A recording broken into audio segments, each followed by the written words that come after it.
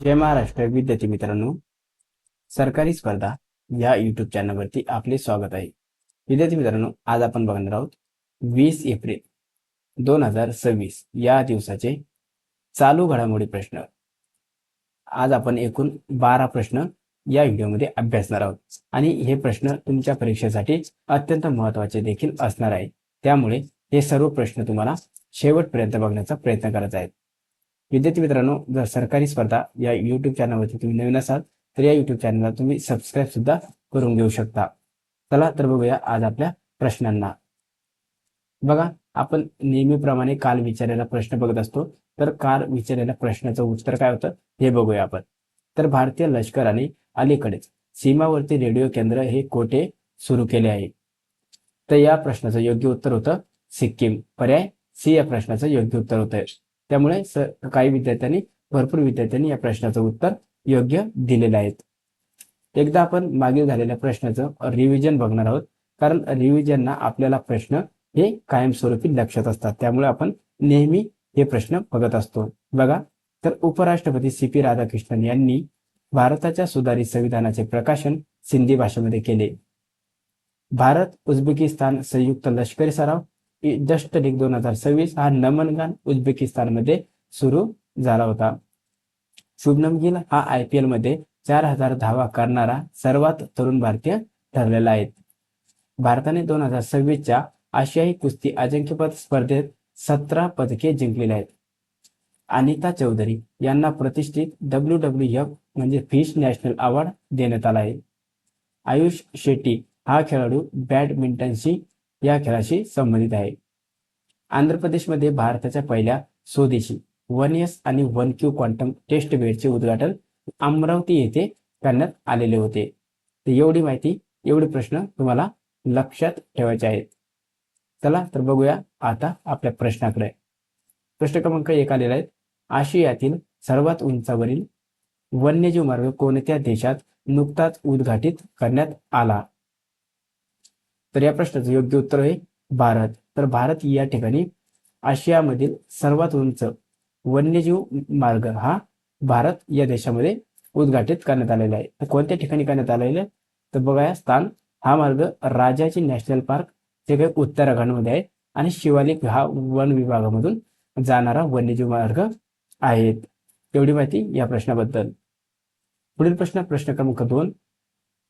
सायप्रसमध्ये आयोजित फाईड महिला कॅन्डिडेट स्पर्धा 2026 चे विजेतेपद कोणी पटकावले? तर या प्रश्नाचं योग्य उत्तर आर वैशाली. पर्याय सी, ऑप्शन सी या प्रश्नाचं योग्य उत्तर आहे.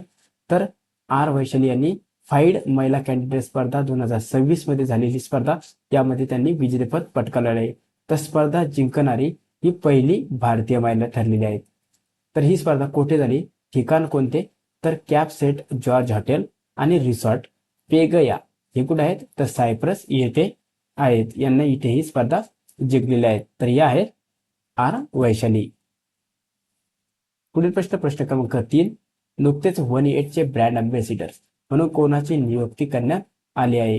1-8 चे ब्रँड अँबॅसिडर म्हणून स्मृती मानधना यांची नियुक्ती करण्यात आलेली आहे. पर्याय बी योग्य उत्तर या प्रश्नाचं. पुढील प्रश्न क्रमांक 4. भारतामध्ये सेमीकंडक्टर फॅब्रिकेशन प्रकल्पासाठी पहिले विशेष आर्थिक क्षेत्र अलीकडे कोणत्या ठिकाणी मंजूर करण्यात आले आहे? विशेष आर्थिक क्षेत्र कोणत्या ठिकाणी मंजूर करण्यात आले आहे? प्रश्नाचं योग्य उत्तर आहे पर्याय डी, धोलेरा गुजरात. हे गुजरात धोलेरा या ठिकाणी सेमीकंडक्टर फॅब्रिकेशन प्रकल्पासाठी विशेष आर्थिक क्षेत्र म्हणून या ठिकाणी मंजूर करण्यात आलेले आहे. कोणत्या ठिकाणी करण्यात आले? धोलेरा स्पेशल इन्व्हेस्टमेंट रिजन जे काही गुजरातमध्ये आहेत.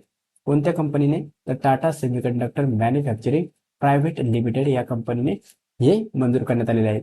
त्यामागचा परिणाम काय होणार आहे तर या प्रकल्पातून अंदाजे 21,000 लोकांसाठी रोजगाराच्या संधी निर्माण होण्याची शक्यता आहे.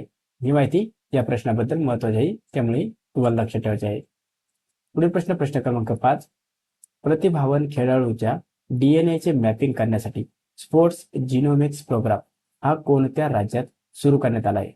कोणता तर DNA चे मॅपिंग करण्यासाठी स्पोर्ट्स जिनोमिक्स प्रोग्राम हा गुजरात येथे सुरू करण्यात आलेला आहे. ऑप्शन सी या प्रश्नाचं योग्य उत्तर आहे. तर ती संस्था कोणती आहे? तर गुजरात बायोटेक्नॉलॉजी रिसर्च सेंटर आणि स्पोर्ट ऑथॉरिटी ऑफ गुजरात ही ती संस्था आहे. त्यामागचा उद्देश काय आहे? खेळाडूंची अनुभवक्षमता क्षमता ओळखून त्यांना वैयक्तिक प्रशिक्षण देणे आणि 2026 ते 2030 पर्यंत या खेळाडूंचा डेटाबेस तयार करणे हा त्यामागचा महत्वाचा उद्देश आहे. पुढील प्रश्न क्रमांक 6. राज्यसभेचे उपसभापती म्हणून तिसऱ्यांदा नियुक्त होणारे पहिले संसद सदस्य कोण आहेत? तर या प्रश्नाचं योग्य उत्तर होणार हरिवंश नारायण सिंह. जे काय आहेत हे राज्यसभेचे उपसभापती म्हणून यांनी तिसऱ्यांदा नियुक्ती झालेली आहे. हे पहिले संसद सदस्य बनलेले आहेत. पर्याय ये या प्रश्नाचं योग्य उत्तर. तर हे आहेत हरिवंश नारायण सिंह. प्रश्न क्रमांक 7. वन्यजीव गुन्ह्याशी संबंधित सीबीआयचा पहिला यशस्वी खटला कशाशी संबंधित आहे? बघा, वन्यजीव गुन्ह्याशी संबंधित. तर हा आहे शहतूश शालीची बेकायदेशीर निर्यात करणे. पर्याय बी या प्रश्नाचं योग्य उत्तर आहे. तर वन्यजीव गुन्ह्याशी संबंधित सीबीआयचा पहिला यशस्वी खटला हा शहतूश शालीची बेकायदेशीर निर्यात मध्ये ठरलेला आहे. ते प्रकरण काय होते? तर शहतूश शालीची बेकायदेशीर निर्यात करणे हा त्यामागचं प्रकरण होतं. आणि गुन्हा कोणी केला? तर वन्यजीव संरक्षण कायदा 1972 आणि CITES आंतरराष्ट्रीय कराराचे उल्लंघन हे त्यामागचा गुन्हा होता. पुढील प्रश्न क्रमांक 8. महामार्गावर एकात्मिक आघात उपचारासाठी प्रकल्प संजीवनी नुकताच कोणी सुरू केला आहे? कोणता? तर प्रकल्प संजीवनी. तर प्रकल्प संजीवनी हा तेलंगणा सरकार यांनी सुरू केलेला आहे. महामार्गावर एकात्मिक अपघात किंवा आघात उपचारासाठी प्रकल्प संजीवनी तेलंगणा सरकारने सुरू केलाय. त्यामागचा उद्देश काय होता? तर महामार्गावरील अपघाताचे होणारे मृत्यू रोखण्यासाठी आणि त्वरित वैद्यकीय मदत मिळवून देण्यासाठी हा प्रकल्प राबवला जाणार आहे. कोठे सुरू केला? तर हैदराबाद आणि आदिलाबाद दरम्यान NH44च्या 251 किलोमीटर पट्ट्यावर हा प्रकल्प सुरू करण्यात आलेला आहे. ही माहिती या प्रश्नाबद्दल तुम्हाला लक्षात ठेवायची आहे. पुढील प्रश्न क्रमांक 9. सीमांकन विधेयक 2026 अंतर्गत लोकसभेच्या सध्याच्या 543 जागा वाढवून जास्तीत जास्त किती करण्याचा प्रस्ताव मांडला होता किंवा प्रस्ताव आहे? तर या प्रश्नाचं योग्य उत्तर 850. पर्याय सी या प्रश्नाचं योग्य उत्तर. तर 543 जागा वाढवून जास्तीत जास्त 850 करण्याचा प्रस्ताव मांडलेला होता. त्यामागचे उद्देश काय होते? तर वाढती लोकसंख्या आणि नारी शक्ती वंदन अधिनियमाअंतर्गत महिला आरक्षण 33% जागा राखीव ठेवण्यासाठी मतदारसंघाची पुनर्रचना करणे हा त्यामागचा महत्वाचा उद्देश होता. प्रश्न क्रमांक 10. अलीकडेच नरेंद्र मोदी यांनी श्री गुरु भैरवया मंदिरचे उद्घाटन कोठे केले? कोणते? श्री गुरु भैरवया मंदिर. तर या मंदिराचे उद्घाटन पंतप्रधान नरेंद्र मोदी यांनी अलीकडेच कर्नाटक या ठिकाणी केलेले आहे. ऑप्शन सी या प्रश्नाचं योग्य उत्तर आहे. बघा, स्थान आदिचुंचनगिरी महासंस्थान मठ मांड्या या ठिकाणी, हे कुठे? तर कर्नाटक या राज्यामध्ये. पुढे प्रश्न क्रमांक 11. संशोधकांनी कोणत्या जमातीद्वारे वापरल्या जाणाऱ्या एका पारंपरिक वन औषधीमध्ये कर्करोग विरोधी गुणधर्म ओळखले आहेत? तर या प्रश्नाचं योग्य उत्तर कोण्यक नागा जमात. तर कोण्यक नागा जमात यांनी काय केलंय? एका पारंपरिक वन औषधीमध्ये कर्करोग विरोधी गुणधर्म ओळखले आहेत. ऑप्शन डी या प्रश्नाचं योग्य उत्तर. तर स्थान कोणते आहे? तर हे प्रामुख्याने नागालँडच्या मौन जिल्ह्यात राहणारे हे जे काही जमात आहे हे इथं राहत असतात. तर हे आहेत कोण्यक नागा जमात. तर या प्रश्नाबद्दल एवढी माहिती. पुढे प्रश्न क्रमांक 12. न्यूझीलंडच्या कोणाला ICC महिला खेळाडू म्हणून घोषित करण्यात आले आहे? कुठल्या? तर न्यूझीलंडच्या ICC महिला खेळाडू म्हणून. तर अमिलिया केर यांना. ऑप्शन सी या प्रश्नाचं योग्य उत्तर होणार आहे. तर या आहेत अमिलिया केर. तर हे होते आज आपले एकूण 12 प्रश्न. आणि हे प्रश्न झाल्याच्या नंतर आपण लगेच एप्रिल महिन्यातील महत्वाचे दिवस बघत असतो. तर बघूया एप्रिल महिन्यातील महत्वाचे दिवस. तर 1 एप्रिल हा दिवस मूर्ख दिवस म्हणजेच एप्रिल फूल डे म्हणून साजरा करण्यात येतो आणि RBI संस्था दिन म्हणून साजरा करण्यात येतो.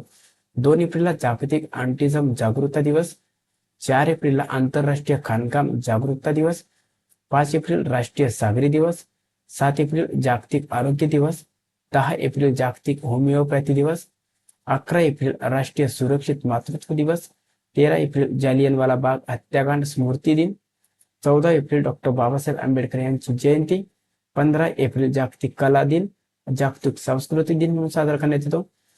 16 एप्रिलला विश्व आवाज आणि किंवा ध्वनी दिवस म्हणून साजरा करण्यात येतो.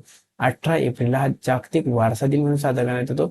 तर आतापर्यंत आपण 18 एप्रिल पर्यंत हे महत्वाचे दिवस बघितले आहे. तर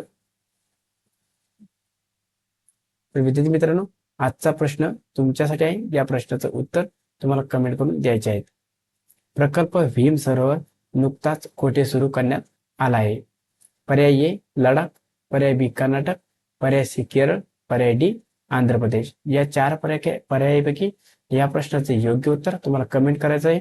प्रश्नाचं उत्तर देणे चुकलं तरी चालेल, प्रश्नाचं उत्तर योग्य आले तरी चालेल, काही हरकत नाही. तर कमेंट करायचं हे महत्वाची गोष्ट आहे. विद्यार्थी मित्रांनो, जर तुम्हाला या प्रश्नाची PDF किंवा अन्य माहितीसाठी आपले सरकारी स्पर्धा हे ग्रुप टेलिग्राम चॅनल जॉईन करायचं आहे. चला तर भेटूया आपण उद्याच्या व्हिडिओमध्ये. तोपर्यंत धन्यवाद.